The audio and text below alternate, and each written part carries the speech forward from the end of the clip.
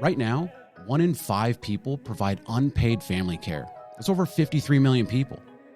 The financial and mental impact that comes along with that can be extremely overwhelming. And in this episode, we're going to talk about strategies that you can start implementing now in the event that your parents need help as they get older. All that and more on today's episode of The Retire Once Show.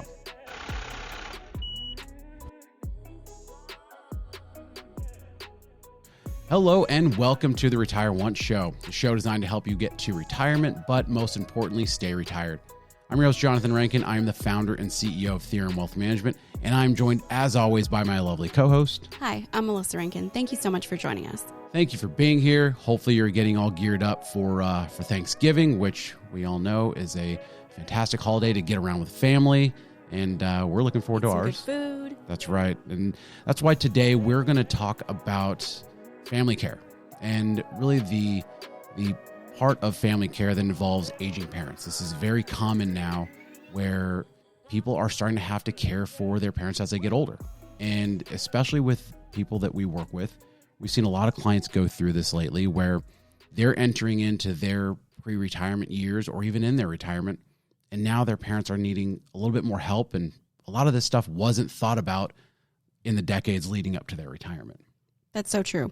But before we jump into all of that, which is very important, what do we want people to do? Absolutely, Mel. We want people to subscribe. Hit the subscribe button and join us on this retirement journey because at the end of the day, yes, today we're talking about aging parents, but this is ultimately in the process of you building out your dream retirement. But we know that this is something that everybody goes through, or at least a lot of people go through. But yeah. It's much more common than I think people realize. It is. So yeah, hit that subscribe button. But I like when Mel says it. Mel, you say it. What should I do? We want you to subscribe. We want you to follow along in this journey so that you never miss an amazing episode. That is absolutely right. So now on to caring for aging parents. This is a very complex topic. It is, and it's a tough one, and it's hard to have the conversation. But I think when you hear that number alone, 53 million Americans unpaid family care. That is astounding. I mean, that's a huge number. It's a very large number, and there are so many different factors that come into play. It's not just the financial aspect, it's the emotional side. It's figuring out, where your parents going to live? Who's going to, do their daily activities or help them with that? With all the things to consider, where do you start? Well, the first place to start is with a conversation. And this is a conversation with your spouse if you're married, then with your parents, and then also your siblings. One thing that we did put together is a long-term care planning checklist. You could download that in the show description or the show notes, depending on where you're listening to this or watching this. And that's just a guide to help with that conversation. Very helpful. And that first conversation with your spouse, this one's important because you want to make sure that you're on the same page. Because if we had to care for either one of our parents, it's going to be something that we need to make sure that we're partners in. Absolutely. Communication is a very big part of this. Wait, you don't want my dad just showing up saying, okay, I'm ready for you guys to take care of me. Here we go. And he's just catching you off guard? Like, okay, Harvey, Emmy, time for you guys to jump in and help Grandpa. That's right. You want to make sure that you figure out how far are you willing to go to help? Are you willing to have somebody else live with you? Are you willing to just, do you just want to stop by and help prepare some meals every now and again? Do you even want to help at all? These are all things you want to make sure that you get on the same page. I hope you want to help. You hope, but you got to understand all the duties that come along with caregiving. For example, are you going to be assisting with daily living activities? Like, I don't know if I want to, do I want to help my dad get showered every day? Get dressed. You can get dressed. Those are things that you've got to start thinking about as you're going through that conversation. Because if you want to hire someone to help with those things, long-term care is not cheap. Whether it's skilled nursing care or in-home caregivers, stuff's not cheap. And, the earlier you start addressing this, the more potential there is for your parents to be long-term care insurable. Because at some point, if they need long-term care, at the time they need it, they're probably not insurable. And probably a little past that at that point. Yeah. So the earlier you start having these conversations and you realize, okay, Mel, I love my dad, you love my dad, but you know what? He's not moving in here with us. Then we might now have to come up with a strategy for, okay, who's going to do this? Is there going to be someone that's going to pay for this? And then start talking about insurability at that point. So that's the first conversation that's important to have. And the next one is, obviously you got to have a conversation with your parents. Which honestly, I mean, thinking of our parents, my parents, your parents, that can get uncomfortable. I mean, that can be a fight. Most people think, okay, I'm in good health now. I don't really want to talk about this. I don't want to be the topic of being the burden here. You're absolutely right. And it's funny because I've had this conversation with, a number of clients over the past couple months where, for decades before, their parents were actually planning for long-term care. They had long-term care policies, but then when it came time to actually use that policy, move out of their house and go into some sort of facility, it was a big fight. And a lot of people don't want to accept it. No, it's hard to accept that. At some point, raising your hand saying, hey, I need help, it's a vulnerable position to be in. And nobody wants to feel like like you said, like they are a burden, or they don't want to get vulnerable, especially with stuff like that. And then the last conversation you want to have is with your siblings, because hopefully if you are going to be the primary caregiver, hopefully there's some support that you can get from other family members if you have them. If you have them. That's if right. not, I mean, it's important across the board just to have communication. But once you've had the difficult conversations, what are the next steps? Well, so the next steps, what you want to do is you want to consider the options that you have. And this is really a 3-step process. You want to understand the needs that your parents need. You want to understand your care options, and then the financial aspect. That's a big one. So when we dig into that, that first part of it, you want to figure out those activities of daily living. You'll often see ADLs as a acronym out there for that.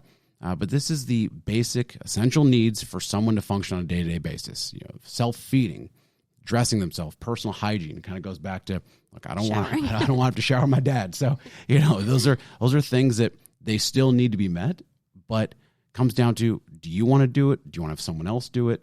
Do you have time to do it? I mean, are they going to be able to do it themselves? Is that something that maybe they aren't going to need somebody to help, but maybe they might need help in other areas? So understanding how much help is going to actually be needed.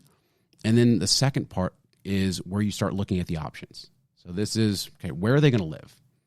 Are they going to live at home by themselves? And if they are, who's going to assist? Is it going to be you? You driving? Are you going over there every day? Are you helping with groceries, all those type of things? What about in-home care? So those are all things that you want to figure out if they're going to be living at home, because in-home care can get extremely expensive. And some things that people don't think about are, you want to make sure that you're doing some changes to the home or modifications to make sure that it's safe. I mean, there's a bunch of stairs. Do we have proper railing, showers, all that kind of stuff? Well, I mean, and it kind of starts too, like all of our parents, actually, I guess I should rephrase that. All of them, they live out of state. I mean, so there's so much more that goes into it, because then it's kind of even bigger questions. Are we having them move? Are we relying on extended family where they're currently at? I mean, there is so much to think about. Yeah, because if they are moving, are they moving into a facility? Are they moving in with family? Those are all things that you want to figure out. Okay, those are the different options and which one's going to be best to fit those needs. But then comes that third part, which is understanding the financial aspect. And that really starts with, obviously your parents' finances. So you want to figure out, what is their current income? Do they have any savings?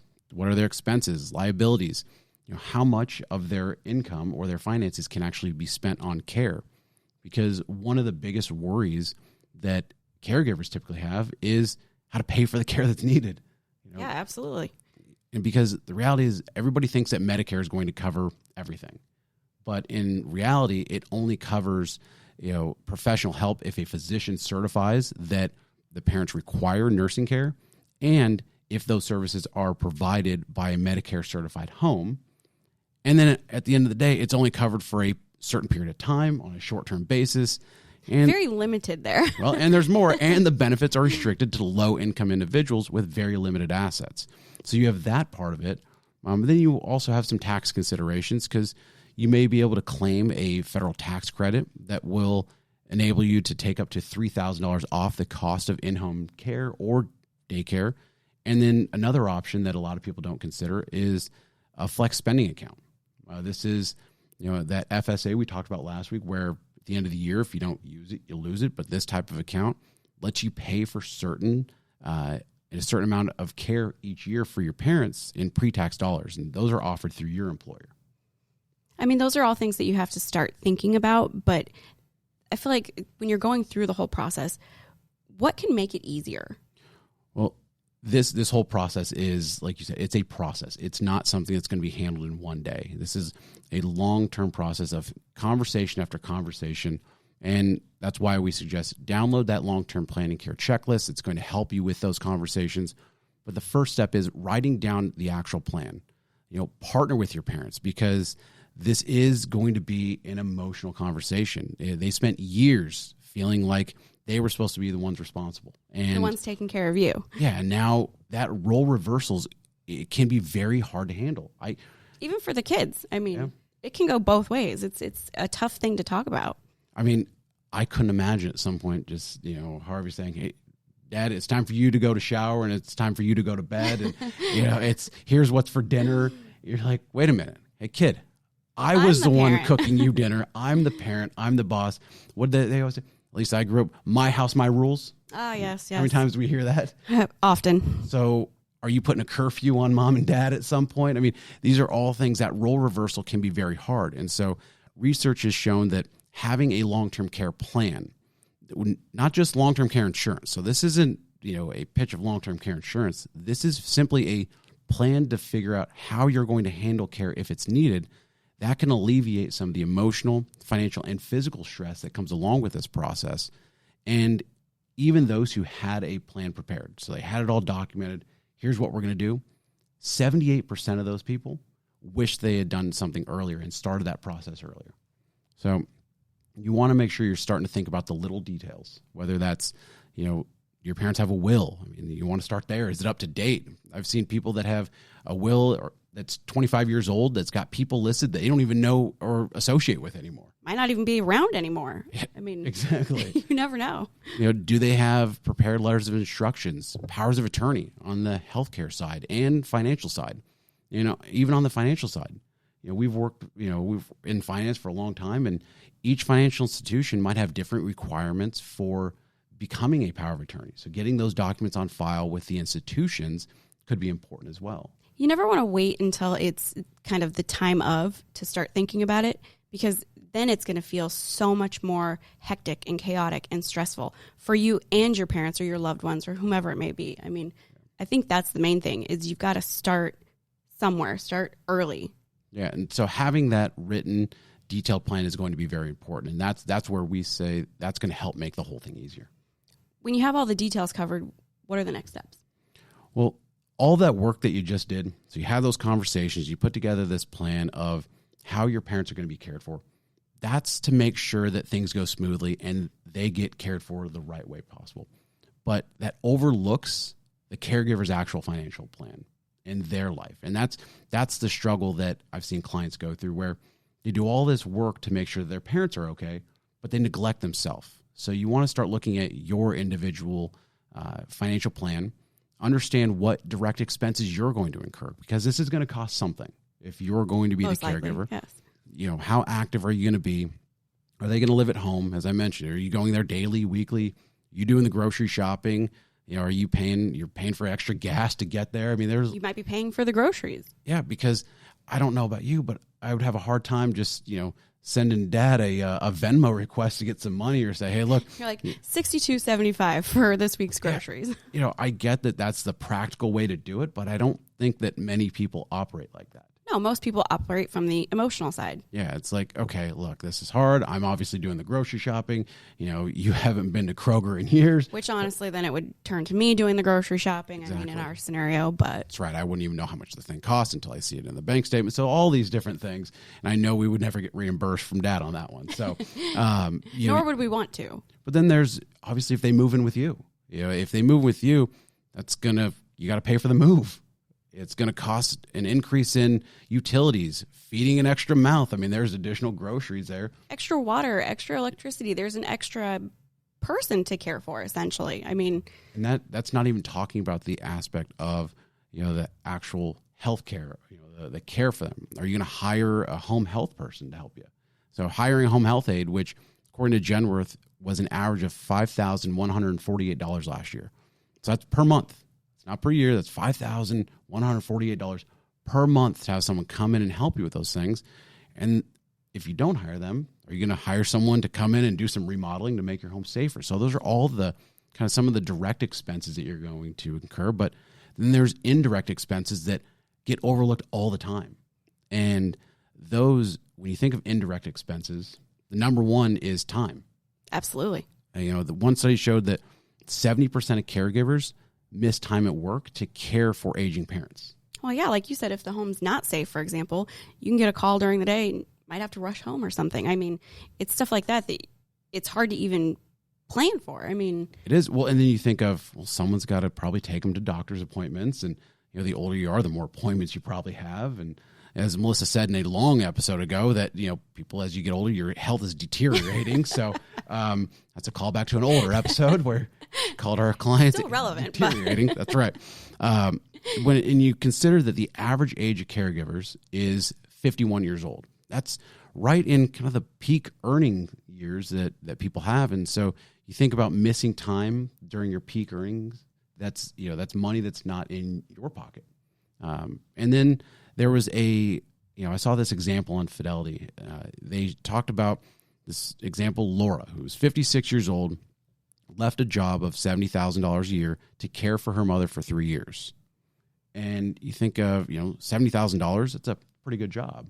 It's a pretty good job, but when you take into account that you said it was close to $5,200, I mean, that's $62,000. So when you factor in taxes and everything else, a $70,000 salary wouldn't even cover it. Essentially, it'd be cheaper just to quit.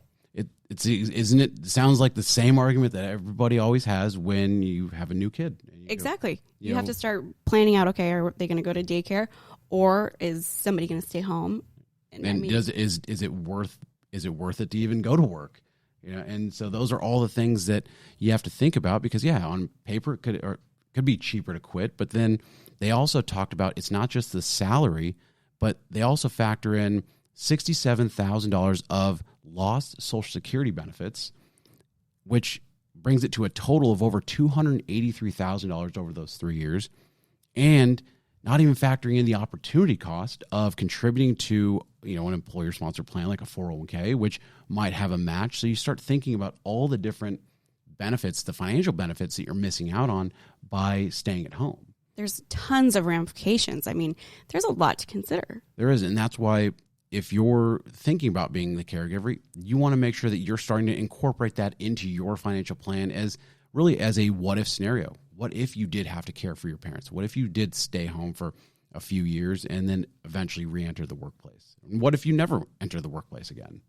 I feel like that's all the practical side of it. I mean, you're thinking very logically about everything, but what about the balance? Like, now you have this whole added stress. Like, how can people find the balance of, okay, I say you do quit your job and now you're the sole caregiver. What kind of impact is that going to have on your personal life? I mean, you just got to think that's got to add so much stress. That's what I mean. The whole family would suffer. I feel like, not suffer per se, but it would be an adjustment for all. Well, they show that research shows that the average caregiver spends almost 19 hours a week in that caregiver role. And that's a part-time job. It is a part-time job. And you think about 57% of caregivers have kids there on their own that are under the age of 18. That you're missing out on 19 hours of time with them. Yep. Or your spouse. Which makes sense that the study showed that 31% of those people that have children under age 18 have said that their relationship with their own kids has been negatively affected. Which makes sense, because if you think about it, I mean, I would have to assume that if you're going to doctor's appointments or grocery shopping, things like that, it's going to be in the middle of the day or after work or what have you. So, yeah, that's direct time you're missing out on with your own immediate family. Well, and then you also have your spouse or your partner. They say that 72% of caregivers are either married or in a long-term partnership, and 43% of those people have said that it's negatively affected their relationship with their spouse or partner. So you could see that's an added level of stress that someone in the home's going under to take on this role, and it becomes emotional for the caregiver as well. You think about, the last thing you want to do is see your parent, or even, if you don't want to see my dad in a scenario where he's vulnerable and starting to, need a lot of help. And likewise with your parents, you don't want to see someone's parents go through that because it's hard. It's tough, of course. But at the same time, there does have to be some kind of a balance. There does. And that's why you have to take time for yourself. Most importantly, you really have to take time to have that mental break. You've got to maintain hobbies, connections, friends, family. Make sure that you're purposeful with your time, with your kids, with your spouse, setting that time aside and having someone else fill those gaps so you're not the primary person to delivering the care. Because even if that's now your primary role, you're like Laura, you quit, you're staying home, you're taking care of an aging parent. That might be a full-time job at that point. But even with a full-time job, you get time off, you get vacations, you get a break. It's important to make sure you build those into all those different things. There's a lot to consider when it comes to thinking about all of this and potentially being a caregiver for somebody, but that's why it's so important to have the conversations early and start before you're in a position to where it's like, oh, hey, grandpa's got to move in. Yeah, you hopefully want to have those conversations years in advance. Absolutely. Let's talk about how we can help. Well, obviously, we're not going to be in the room caring for parents, but what we do is we can help you understand the impact to your financial goals, your long-term retirement, and how it is going to impact your financial situation. And one of the ways that we often help is we help guide clients through the conversations with their parents and family just to make sure that everything is being considered, because you don't want anything to be overlooked. And those are intimate conversations. You want to make sure everybody's on the same page. You do, because they're hard conversations. They're not easy. They're private. We're not going to be involved in those conversations, but we're there as kind of a partner after the fact to debrief and make sure that you have a detailed long-term care plan, not insurance, long-term care plan. Well, the last way that we can help is we also, I know I mentioned a few times, we have that long-term care planning guide. It's a checklist. This is just to help you through those conversations, to make those conversations a little bit easier so you're not forgetting anything. Because when you're having difficult conversations, the last thing you want to do is have them over and over and over again. Honestly, the hard conversations are usually the most important ones. That you 100% right. So I know this was kind of a heavier episode. We appreciate you being here, and hopefully this stuff was useful. You can always schedule time with us. There's a link down below to get on our calendar. We'd be happy to walk you through this process wherever you're at in your caregiver journey, if you are going to be one. But with that, Mel, before everybody gets out of here, what do we want them to do? We want you to subscribe. We want you to follow along so that you never miss another episode. Join us on this journey, because we're here to help you maximize your retirement and make sure that ultimately you only have to retire once. So once again, I am Johnathan Rankin. I'm Melissa Rankin. Thank you so much for joining us.